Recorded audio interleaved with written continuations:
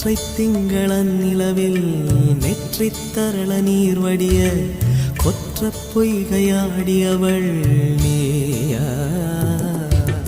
திருமகனே திருமகனே நீ ஒரு நாழிகை பாராய், வெண்ணிற புறவியில் வந்தவனே மேல்விழி மொழிகள் கேளாய். அற்றை திங்களன் நிலவில் கொற்ற பொய்கையாடுகையில் ஒற்றை பார்வை பார்த்தவனும்